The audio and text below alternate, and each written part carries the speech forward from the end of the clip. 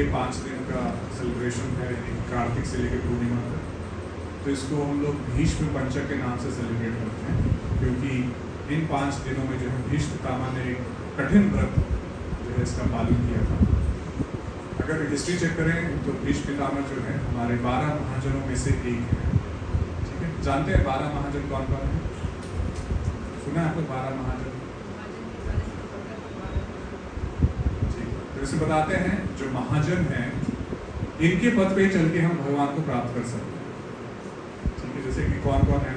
ब्रह्मा जी हैं, शिव जी हैं, नारद मुनि हैं, प्रहलाद महाराज हैं, जनक हैं, भीष्म पितामह हैं, बलि महाराज हैं, फिर 4 कुमार हो गए, फिर कपिल हो गए, फिर मनु हो गए, बलि हो गए, और शुभदेव गोस्वामी, और लास्ट में यमराज। तो ये 12 जो लोग हैं ये एक्चुअली में जो है भगवान के महान भक्त हैं, शुद्ध भक्त हैं, और इनके आचरण को हम लोग पालन करके, इनका अनुसरण करके, इनके इंस्ट्रक्शंस को फॉलो करके हम जो है भगवत प्राप्ति कर सकते हैं। भगवान ने इन लोग को इंचार्ज बनाया एक तरह से कि भाई देखो कि आपको फॉलो करके लोग आएंगे, और ये जो है परफेक्ट तरीका है भगवत प्राप्ति का। अगर मान लो आपको कोई एग्जाम क्रैक करना है, कोई कंपटीशन एग्जाम क्रैक करना है, तो सबसे अच्छा तरीका होता है जो उस एग्जाम को क्रैक कर चुका है, जो उसका टॉपर है, उससे सीख लो कि एग्जाम कैसे निकालना है, वो अपने सारे सीक्रेट्स बता देगा।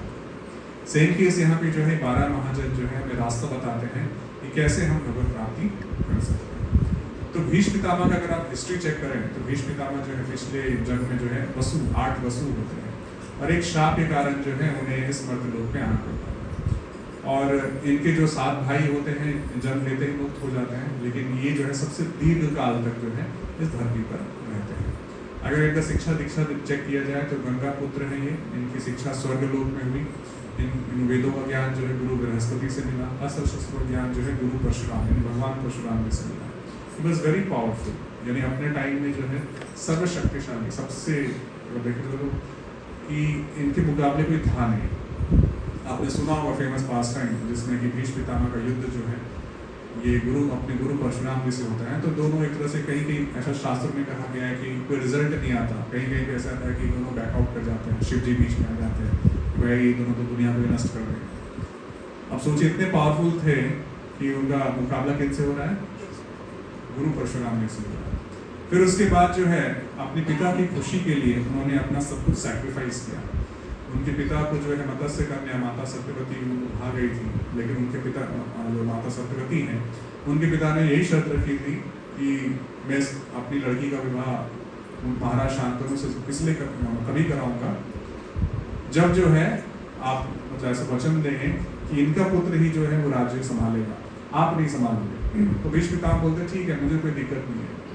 बोले तुम्हें दिक्कत नहीं है, हो सकता है तुम्हारे कुल को दिक्कत हो, आने वाले वंश को दिक्कत हो। तो भीष्म पितामह बोलते हैं वंश आएगा ही नहीं तो दिक्कत क्या चीज़ है। तभी वहाँ पे जो है एक जो है महान प्रतिज्ञा लेते हैं, इसको कहते हैं भीष्म प्रतिज्ञा। जनरली जो है ये प्रतिज्ञा कोई कर नहीं पाता है, बहुत मुश्किल है, विरले ही ऐसे लोग हैं जो इस प्रतिज्ञा का पालन कर पाते हैं। वो कहते हैं कि मैं आजीवन ब्रह्मचर्य व्रत का पालन करूँगा। संसार में जो है कहते हैं कि 2 व्रत जो है सबसे कठिन होता है, पुरुषों के लिए ब्रह्मचर्य का व्रत और स्त्रियों के लिए जो है सतित्व का व्रत यानी चेस्टिटी जिसको बोलते हैं अपने पति के लिए। कहते हैं इसमें इतनी शक्ति होती है कि सूर्य भी अपना रास्ता मतलब रुक सकते हैं। आपने सुना होगा माता अनुसुईया ने जब बोला कि सूर्य उदय ही नहीं होगा तो सूर्य तो हुआ ही नहीं। सेम केस है भीष्म पितामह, इन लोग को शक्ति मिल जाती है, वाक शक्ति, जो बोलेंगे सत्य हो जाएगा। तो भीष्म पितामह जो है अखंड ब्रह्मचारी का व्रत रखते हैं। बहुत सारे इंस्टेंस ऐसे आते हैं जहाँ पे उनके मौका मिलता है, परीक्षा लेते हैं भगवान।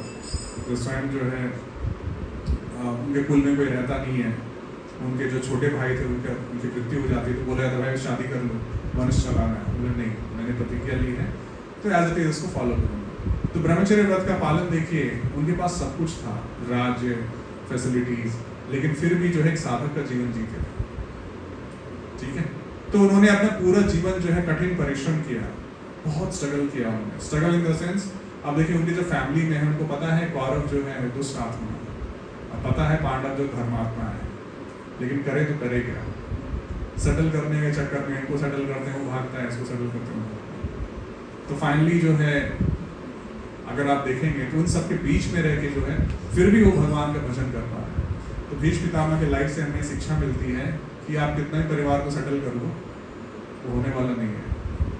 आज बहू दुखी है तो कल को बेटी दुखी होगी, फिर बेटा नाराज होगा, कभी ये होगा कभी ये होगा, यानी ये चलता रहेगा, ये शाश्वत है। यानी उस समय भी था, उस समय तो द्वापर युग था तो थोड़ा कम था, अभी तो कलयुग चल रहा है तो बहुत ज़्यादा है। मानते कि नहीं इस बात को?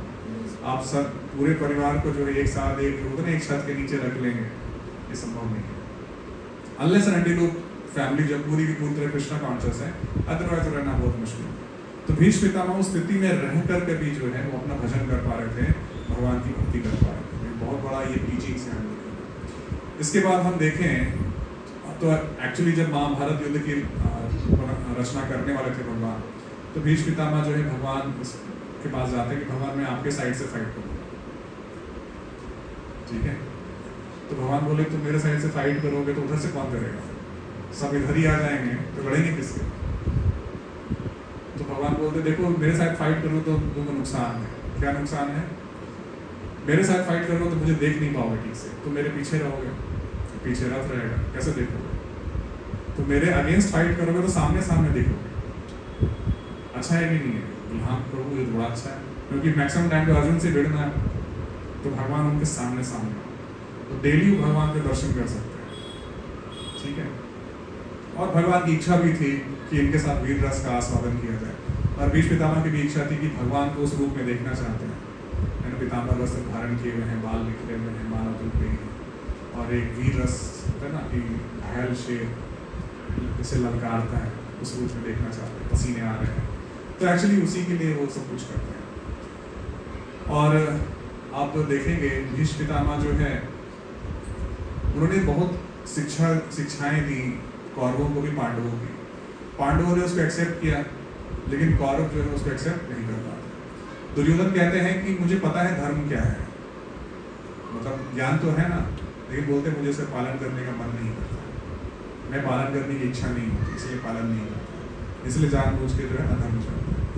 तो इन सब के बावजूद भी जो है भगवान की प्रसन्नता के लिए भीष्म पितामह जो है दूसरी तरफ से लड़े। ये पूरा महाभारत जो है ये ऐसा ही है, भगवान ने रचा था केवल और केवल एक पर्पस के लिए, वो है भगवद गीता बोलने के लिए। पूरा महाभारत का एक ही पर्पस है, क्या है? भगवद गीता। देखो लोग मूवी देखते हैं कि नहीं, उसमें थोड़ा बहुत बीच में ना थोड़ा सा डाल देते हैं, थोड़ा लेक्चर डाल देते हैं, प्रवचन डाल देते हैं, क्यों? मूवी देखने के बहाने वो सुन रहे हैं। महाभारत में 1 लाख श्लोक है, 1 लाख श्लोक उतना श्लोक है, उसमें से 700 श्लोक जो है केवल भगवद गीता है। बोले इसको पढ़ने आएंगे तो कम से कम ये भी पढ़ लेंगे और जीवन में उनका परिवर्तन आ जाएगा। तो इस तरह से युद्ध होता है, और 9वें दिन जो है वो बाणों की शैया में लेट जाते हैं। तो उसमें अगर देखा जाए जब भीष्म पितामह जो इस तरह से बाणों की शैया में लेटते हैं, तो उसमें सब लोग युद्ध छोड़ के उनके पास आते हैं, ठीक, क्योंकि ये जो है कहा जाता है कि भगवान के महान भक्त कुरु वंश के जो है सबसे बड़े पिलर, सबसे बड़ा वृक्ष जो है आज गिरा है, तो सब लोग देखने आते हैं। और भीष्म पितामह ने जो है 3 प्रतिज्ञा ली थी। सबसे पहले उन्होंने लिया था कि मैं आजीवन ब्रह्मचर्य का व्रत लूंगा। फिर इसके बाद ये आया था कि ठीक है तुम ब्रह्मचारी रहोगे, लेकिन मान लो राजा तुम्हें पसंद नहीं आया, तुम उसे चेंज भी कर सकते हो, है कि नहीं? तो बोले ठीक है, जो इस गद्दी पे बैठेगा मैं उसे अपना पिता तुल्य मानूंगा, उसका सारा आज्ञा पालन करूंगा। इसीलिए धृतराष्ट्र की बात मानते हो, क्योंकि वचन पद्धति। फिर प्रजा ने क्वेश्चन किया कि ठीक है मान लो कि राजा जो है उल्टा पुल्टा किया, तुम क्या करोगे हमारे लिए?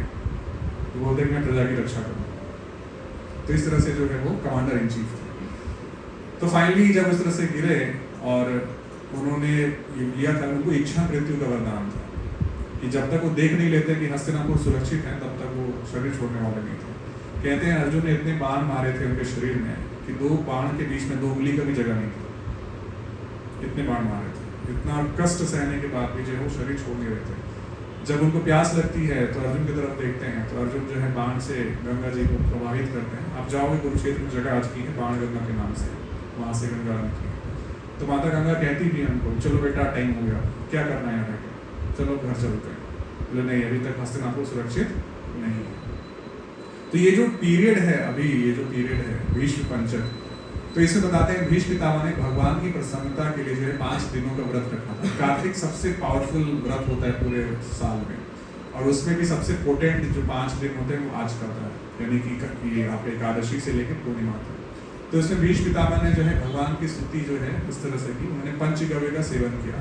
5 यानी प्रोडक्ट्स जो होते हैं गाय के, गोबर, मूत्र, दूध, दही, और 5वें दिन जो है पांचों को मिक्स करके जो पंचगव्य बनता है उसका।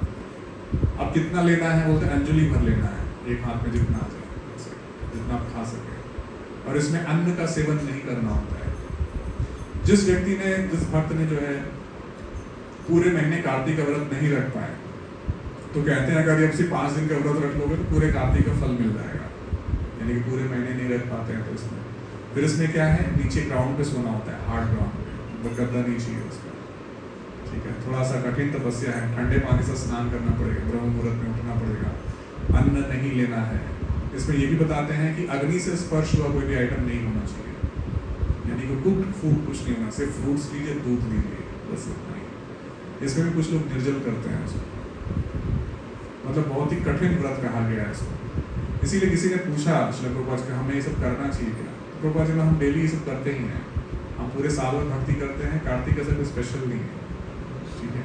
हाँ, ये भक्ति बढ़ाता है, मानते हैं, लेकिन भक्त को जो है इसमें अपना साधना बढ़ाना चाहिए, अपना चैंटिंग, हियरिंग, रीडिंग ये सब बढ़ाना चाहिए। और ये चैंटिंग, हियरिंग, रीडिंग बढ़ाने के लिए जो है आपको प्रेरणा मिलती है, वो भक्त के संग में मिलती है, यानी कि डिवोटी एसोसिएशन में। क्योंकि याद रखिए इस कलयुग में एक ही शक्ति है, वह संग में, बाकी सारी शक्ति क्षीण हो जाती है। श्री चैतन्य महाप्रभु रूप गोस्वामी को शिक्षा देते हैं प्रयागराज में, तो उसमें जो है बताते हैं 64 भक्ति के अंग, उसमें से पांचांग भक्ति यानी 5 भक्ति के अंग सबसे पावरफुल बताते हैं। उसमें सबसे पहला और सबसे इंपॉर्टेंट है साधु संग, यानी भक्तों के बीच का संग करना। सेकंड आता है हरिनाम संकीर्तन, तीसरा आता है भागवत श्रवण, चौथा होता है अर्चा विग्रह सेवा, और 5वां होता है धाम वास। तो देखो हम धाम जाते ही हैं, हरिनाम लेते ही हैं, कुछ न कुछ पढ़ते लिखते ही हैं, और डेटी वर्शिप करते ही हैं, लेकिन इस सब कुछ जो है अगर आप साधु के संग में करेंगे तो सबसे पावरफुल बन जाता है, ठीक है। जैसे आप जब करते हैं तो आपके लिए आपको फायदा होता है, लेकिन जब आप कीर्तन संकीर्तन करते हैं तो सबको बेनिफिट मिलता है। इसीलिए साधु संग में बताया जाता है सबसे बड़ी शक्ति। तो भीष्म पितामह जो है बहुत अच्छी शिक्षा देते हैं। जब वो बाणों की शैया में लेट जाते हैं, तो जब युद्ध समाप्त हो जाता है तो वेट कर रहे होते हैं सही समय का, यानी कि सूर्य जो है वो भी कहाँ है, अभी दक्षिणायन में है, अब क्या जाएगा, उत्तरायण में जाएगा। तो जब वो उसका सही टाइम का वेट करते हैं, एक्चुअली श्रील प्रभुपाद जी बताते हैं एक भक्त को जो है जरूरत नहीं है इसकी, वो कभी भी शरीर छोड़ेगा तो भगवत धाम ही जाएगा, क्योंकि भगवान का स्मरण करते हैं। लेकिन जो है भीष्म पितामह एक स्टैंडर्ड प्रिंसिपल रखते हैं कि सभी के लिए, ताकि इसमें कोई जो भक्त हो अभक्त हो इस प्रिंसिपल को फॉलो करें। तो जब सही समय आ रहा होता है तो पूरे कहते हैं पूरे ब्रह्मांड में खबर फैल जाती है कि भीष्म पितामह शरीर छोड़ने वाले हैं। और अभी जो है स्थिति ये होती है कि युधिष्ठिर महाराज जो है काफी दुखी हैं। क्यों? युद्ध में जो है करोड़ों लोग मारे गए थे। अब सबका जिम्मेदार युधिष्ठिर महाराज अपने आप को मान रहे थे कि मैं राजा बनने के लिए जो है मेरे देखो कितने लोग मारे गए, तो मान ही नहीं रहे थे, वो राज्य करना ही नहीं चाहते थे। उनको सब समझा के थक गए, उनको जो है स्वयं भगवान कृष्ण समझाए, भीष्म पितामह समझाए। जय श्री राधा भगवान की, श्री गौर की, सीताराम भगवान की, तो युधिष्ठिर महाराज जो है मान ही नहीं रहे थे। उनको वेद व्यास जी समझा रहे हैं, भगवान कृष्ण समझा रहे हैं, जितने भी सीनियर डिवोटीज हैं सब समझा रहे हैं, लेकिन मानने को तैयार नहीं, राज्य करने को तैयार नहीं। तो भगवान कृष्ण कहते हैं ऐसे नहीं सुनेंगे, चलो उनको भीष्म पितामह के पास ले चलते हैं। तब जो है जब भीष्म पितामह अपनी बाणों की शैया में लेटे हुए थे, तब वहाँ पे युधिष्ठिर महाराज, अन्य पांडव वहाँ से एकत्रित होते हैं, सारे फैमिली वाले एकत्रित होते हैं, और ये खबर जो है पूरे ब्रह्मांड में फैलती है। तो वेद व्यास जी, नारद मुनि, गुरु परशुराम अपने सारे शिष्यों को सबको लेके आ रहे हैं, सारी देवी देवताओं को देख रहे हैं क्या बोलने वाले हैं। क्यों? एक भगवान का शुद्ध भक्त जिसने आजीवन ब्रह्मचर्य व्रत का पालन किया है, वो शरीर छोड़ने जा रहा है। अब जो बोलेगा ना वो सबके भले के लिए बोलेगा, वो फालतू की बातें नहीं करेगा, टू द पॉइंट बात करेगा। मतलब सोचिए वो 4 जनरेशन देखा है उन्होंने, पूरा रियलाइज नॉलेज जो आएगा वो आएगा। तो उन्होंने बहुत सारे टॉपिक्स के बारे में चर्चा किया, गृहस्थ आश्रम के कर्तव्य, ब्रह्मचार्य आश्रम कर्तव्य, फिर उसके बाद एक ब्रह्मचारी को कैसे रहना चाहिए, फिर एक जो है राजा को कैसे रहना चाहिए, बहुत सारे पॉलिटिक्स का इधर का सबका ज्ञान दिया। और युधिष्ठिर महाराज को जो है अच्छा राज्य कैसे करें उसकी शिक्षा दी और उनके जो है शोक को दूर किया कि इसमें तुम्हारी कोई गलती नहीं है। तब उसके बाद जो फाइनली वो फिर सारा सबको समेटते हुए कहते हैं कि देखो तुम 5 पांडव जो है धर्मात्मा हो, ऐसा संभव नहीं कि तुम लोग को इतना कष्ट मिला। तो आंखों से उनके आंसू आने लगे जो 5 पांडव को देखते हैं कि मैं चाह के भी जो है तुम्हें सुख नहीं दे पाया, चाह कोई फैसिलिटी नहीं दे पाया और तुमने इतने कष्ट सहे, मुझे सब आज तक समझ में नहीं आया कि ऐसा संभव कैसे है। तभी बगल में देखते हैं भगवान कृष्ण खड़े हैं, उनको देख के हंसने लगते हैं और यही है जो सबको इस तरह से करवा रहा है। तो उसे बताते हैं कष्ट क्यों आते हैं। कष्ट आते हैं ताकि हम भगवान को और ज्यादा समर्पित हो पाए, क्योंकि ऐसे सुख में तो भगवान याद आते नहीं है, दुख में ज्यादा आता है ना। तो दुख में देखो जब जब पांडवों को कष्ट आया तब तक भगवान उनके साथ खड़े थे। जो द्वारका की पटरानियां थी वो कंप्लेन होता कि हमारे हस्बैंड यहाँ कम रहते हैं वहां ज्यादा रहते हैं, है ना, हमें टाइम कम देते हैं, बाहर ज्यादा रहते हैं। और इसमें पांडवों का विशेष स्थान, कुछ भी दिक्कत होती भगवान उनके साथ रहते। तो इसके बाद जो है फाइनली सबको शिक्षा देने के बाद जो है अब यहाँ पे विदाई लेने की बात आती है। तो युधिष्ठिर महाराज सबको जो है आशीर्वचन देते हुए जो है भीष्म पितामह क्या करते हैं, अब स्तुति करते हैं भगवान की। और बहुत अच्छी स्तुति है, अगर आप पढ़ोगे 1st कैंटो 9th चैप्टर में, तो चैप्टर है पासिंग अवे ऑफ भीष्मदेव, यानी भीष्मदेव जो है उस तरह से प्रस्थान करते हैं। तो उसमें जो है भगवान की अन्य बहुत सारी लीलाओं को जो है वो चर्चा करते हैं और उसमें जो है खासकर भगवान की उन लीलाओं को चर्चा करते हैं जो कि उन्होंने वृंदावन में रचा था, क्योंकि भगवान की सबसे मधुर लीला जो है ब्रज की लीला है, सबसे मधुर लीला। तो उसमें भगवान का गुणगान करते हुए कहते हैं और अंतिम में कहते हैं ये जो गोपियों के पति हैं मुझे सबसे अच्छा लीला वही लगता है, यानी कि गोपियों के साथ जो रास लीला किया, गोपियों के साथ जो व्यवहार था इनका। जनरली देखा जाए तो एक वैरागी ब्रह्मचारी को उसे क्या लेना देना, लेकिन कहते हैं कि आपकी सबसे अच्छी लीला कौन सी है, गोपियों की लीला। यानी कि एक परमहंस व्यक्ति ही, एक शुद्ध भक्त ही जो है भगवान की उस लीला का क्या कहते हैं आस्वादन कर सकता है। हम लोगों को ऐसा लगता है कि गर्लफ्रेंड बॉयफ्रेंड का रिलेशन है, लेकिन ये जो है टॉप मोस्ट रस है इस पूरे ब्रह्मांड का, पूरे संसार का, चाहे भौतिक संसार हो चाहे आध्यात्मिक संसार हो। तो इसी में जो है हमें भीष्म पितामह से शिक्षा अगर लेना चाहते हैं, सबसे पहले ये शिक्षा लेनी चाहिए कि आप किसी भी स्थिति में रहिए अपना भजन मत छोड़िए, किसी भी स्थिति में रहिए, चाहे आपके जीवन में कष्ट आए, सुख आए, दुख आए, जैसा भी स्थिति रहे। जैसे एक स्लोगन बोला जाता है, always remember Krishna, never forget Krishna, बताता है ना। तो ऑलवेज रिमेंबर कृष्णा क्यों बोला जाता है, जब आप कष्ट में आए तो हमेशा याद रखिए कि भगवान है संभालने वाले, और जब आपको बहुत ज्यादा सुख मिल रहा है तो नेवर फॉरगेट कृष्णा। ये नहीं कि भगवान को पिक्चर से निकाल दे, चलो जी अच्छे दिन आ गए तो एंजॉय करते हैं, ठीक है। तो ये स्लोगन है। तो पहला टीचिंग हमें भीष्म पितामह यही देते हैं, कहीं भी आप रहिए क्या कीजिए, भगवान का भजन कीजिए। दूसरा शिक्षा वो देते हैं कि ये समय जो है ये एक जैसा नहीं रहेगा, या और ये समय को आप बदल नहीं सकते, कभी भी जो है इसमें बदल नहीं सकते। एक बार जो समय चला गया वो वापस नहीं आता, और समय का प्रभाव इतना खतरनाक है कि बड़े से बड़ा व्यक्ति भी उसके चक्र में आके वो नष्ट हो जाता है। अगर आप देखेंगे कुरुक्षेत्र युद्ध स्थल में तो भीष्म पितामह को इच्छा मृत्यु का वरदान है, बिना उनकी इच्छा के कोई मार नहीं सकता। द्रोणाचार्य को यह वरदान है कि जब तक उनके हाथ में शस्त्र रहेगा कोई भी उनको पराजित नहीं कर सकता, वध नहीं कर सकता। कर्ण को जो है भगवान विष्णु का विजय धनुष है, यानी जब तक वो हाथ में रहेगा कोई उनको मार नहीं सकता। तो तीनों ऐसे हैं जो मरेंगे नहीं, लेकिन फिर भी देखिए उन तीनों को गिरना पड़ेगा, यानी समय इतना शक्तिशाली है। आप देखो ऐसे बड़े बड़े यहाँ पे सम्राट आए, जैसे अशोक आए, हिटलर आए, ऐसे बड़े बड़े लोग आए, आज कहाँ है वो, लेकिन तो सबका एक समय होता है, लेकिन समय भगवान कहते हैं कि समय जो है मेरी शक्ति है, और इसका सबसे बड़ा नेचर ये है कि सबको नष्ट कर देती है। तो भीष्म पितामह इसके बाद जो है भगवान के भक्ति के बारे में बताते हैं कि भक्ति टॉप मोस्ट है भगवान की। तो भक्ति करने के लिए जो है आपको समय मत होता है ना कि जब हम लोग ओल्ड एज में चले जाएंगे तब भजन करेंगे, सही मौका सही सब कुछ सेटल हो जाएगा तब भजन करेंगे। याद रखिए आपके जीवन में कभी भी सेटलमेंट नहीं आने वाला है। अगर आप सोच रहे हैं कि जॉब लग जाएगा तब भजन करेंगे, जॉब लगने के बाद ही भजन नहीं होता।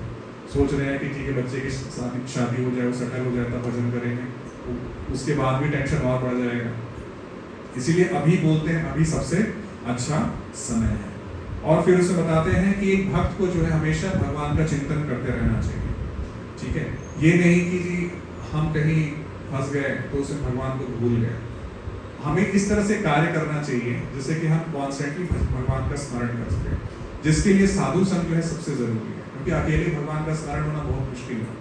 आपको कोई याद दिलाने वाला होना चाहिए, कोई टोकने वाला होना चाहिए कि आपको याद दिलाए कि भगवान भी हैं, उनका भजन भी करना है।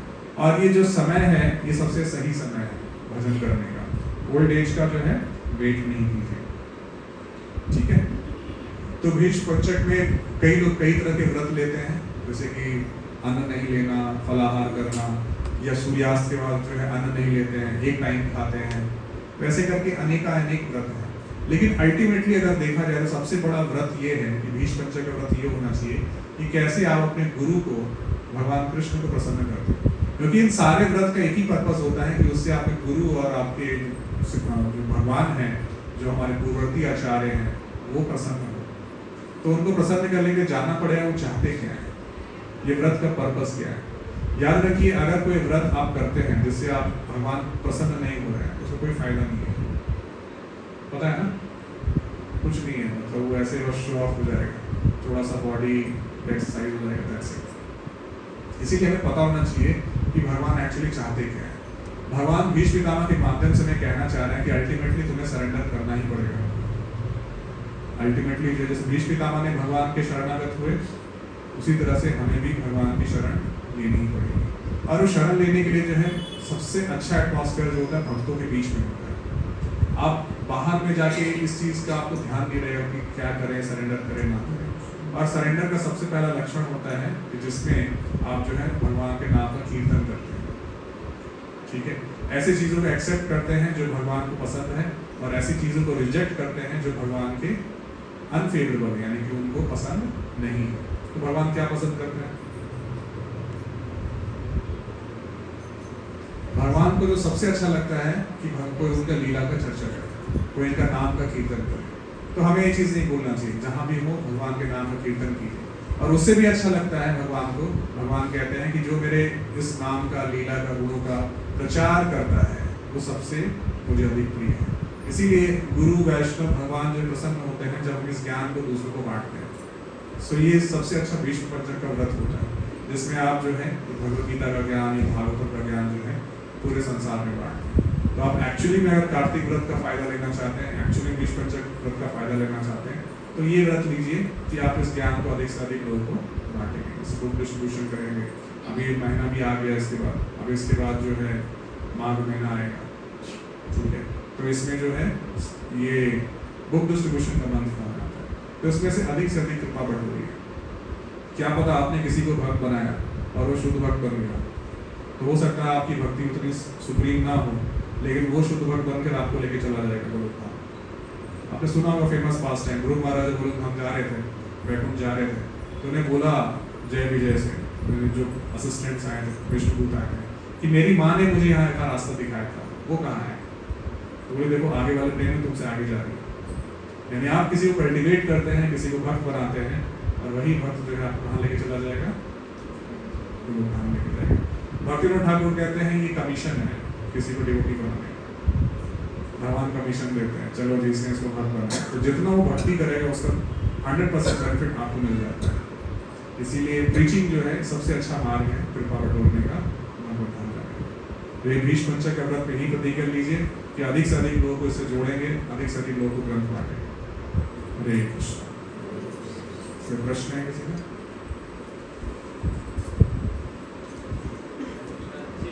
प्रश्न है कोई?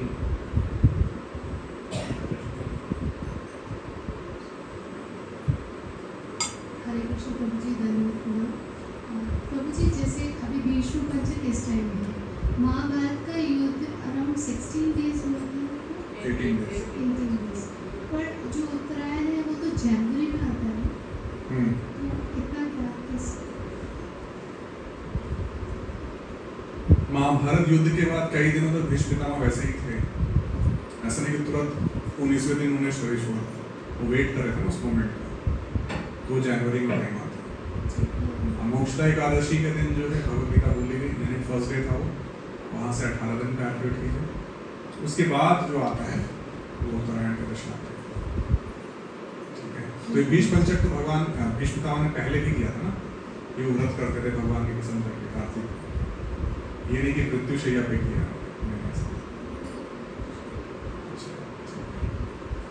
हरे कृष्णा, किसी भक्त का और कोई प्रश्न भीष्म पंचक से रिलेटेड?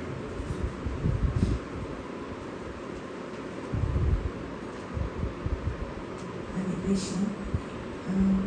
जैसे कि आपने कहा कि भीष्म पितामह अपने कर्मों से, उनके पिछले कर्म थे, तो जैसे कि भगवान कृष्ण ने भी गीता में कहा है कि पिछले कर्मों का तो हमारे हिस्से का आता ही है, लेकिन क्या आप इसमें क्लियर करोगे कि पिछले कर्मों का हमारे हिस्से में आते हैं कष्ट, लेकिन क्या हम उसको जैसे कि आपने साथ में ये भी कहा कि नए लोगों को जोड़ने से माफ़ी हो जाती है, तो क्या उसमें कार्मिक रेट्रिब्यूशन इज यू कैन मतलब I want the clarity about this thing कि कार्मिक रेट्रिब्यूशन से और कैसे और simple I want in a simple way to expire the heavy burden karma of the past.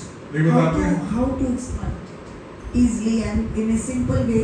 If we have no energy, if we have no time, if we have no like time to have, but we have not that much of strength, or you can say other things behind. So how can we expire it? Shri रूप गोस्वामी भक्त रसामृत सिंधु में कहते हैं कि जो कर्म फल है, जो आपने एक्टिविटीज की हैं, उससे कभी न कभी तो रिएक्शन मिलेगा। आप इसे ना कर्म योग से, ना ज्ञान योग से, ना ध्यान योग से इसे नष्ट कर सकते हैं। अगर आप चाहते हो कि कर्म के पूरे रिएक्शन को बर्न आउट कर दिया जाए, तो केवल और केवल शुद्ध भक्ति से ही संभव है, इसके अलावा कोई ऑप्शन नहीं है। अभी जो हमें अपने कर्म फल मिले हैं, इस जन्म तो मिला ही नहीं है, ये अभी जो भोग रहे हैं पिछले जन्म का कर्म फल भोग रहे हैं, यानी अभी इस जन्म का जो फल है अगले जन्म मिलेगा। ठीक है, इसीलिए बोलते हैं कि हम लोग जैसे जन्म लेते हैं, अपना नेक्स्ट बर्थ भी हम क्लियर कर लेते हैं। अब डिवोटी से केस में क्या होता है कि जब भगवान देखते हैं कि भक्त जो है बहुत ही दृढ़ता से भक्ति कर रहा है, और भगवान चाहते चलो इसका लास्ट जन्म हो, तो सारे कर्म फल के रिएक्शन को रिड्यूस करके जैसे भी करके उसी जन्म में देखे उसको सारा बर्न आउट कर देते हैं। तो भीष्म पितामह का केस देखेंगे तो उन्होंने, भगवान ने क्या किया, उनके जो रिएक्शन से पिछले जन्म के, उसको सबको बर्न आउट करके उसी में उनको दे दिया।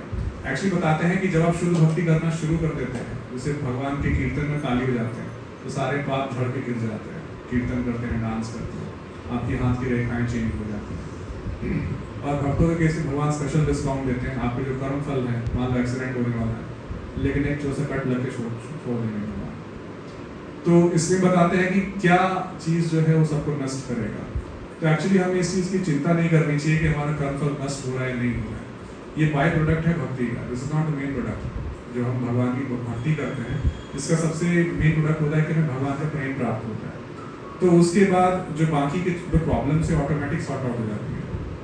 और एक भगवान का भक्त जो है कभी ये नहीं प्रार्थना करता कि भगवान मेरे कर्मफल नष्ट कर देगा, वो नेचुरली भगवान कर देते हैं।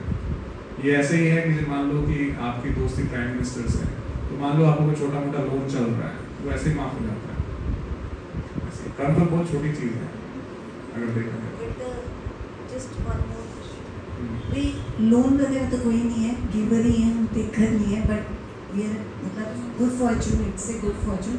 But I want to know कि क्या हम जैसे कुछ समझ ना आए हमें, जैसे हमें बोलना ना आए, जो पाठ सब बोलते हैं, वट एवर दे आर, जो भी वो रीड करते हैं, what ever they have a lot of knowledge about this thing, तो क्या हम सिंपली बैठ के भी अगर हम सुन रहे हैं और हम नहीं बोल पा रहे, हमें वो शब्द नहीं बोलने आ रहे, डिफिकल्ट लग रहे हैं, लाइक तो हम बैठने में भी हमारी ब्लेसिंग्स हैं क्या? परीक्षित महाराज 7 दिन तक सिर्फ सुने थे। एक्चुअली बताते हैं श्रवणम सबसे पावरफुल है, बैठ के चुपचाप सुनिए, ठीक है। फिर हरे कृष्ण महामंत्र कीर्तन कीजिए, अपने आप में सफिशिएंट प्रोसेस है, जो आपको मन में नाम लेके चल जाएगा, और कुछ एक्स्ट्रा करने की जरूरत नहीं। अगर कर सकते तो बहुत अच्छी बात है, अदरवाइज श्रवण कीर्तन परफेक्ट, ठीक है। इसके लिए आना पड़ेगा सर, आइए श्रवण कीजिए, आरती देखिए, जब आरती होती है तो भगवान को देखिए उसमें, ठीक है। और जो कीर्तन गा रहे हैं पीछे पीछे उसका रिपीट कीजिए। इतना ही करना है, या हमें कुछ नया नहीं करना, जो हो रहा है उसी में बस रहती गंगा में हाथ धोना है। हरे कृष्ण। हरे कृष्ण प्रभु जी धन्यवाद। प्रभु जी मेरे क्वेश्चन था कि जैसे भीष्म पितामह है, उन्होंने परशुराम जी से शिक्षा ली थी, तो बट कर्ण ने भी जैसे भीष्म पितामह भी क्षत्रिय थे, बट जब कर्ण गए थे तो उनको श्राप भी दिया था जब परशुराम जी को पता चला था।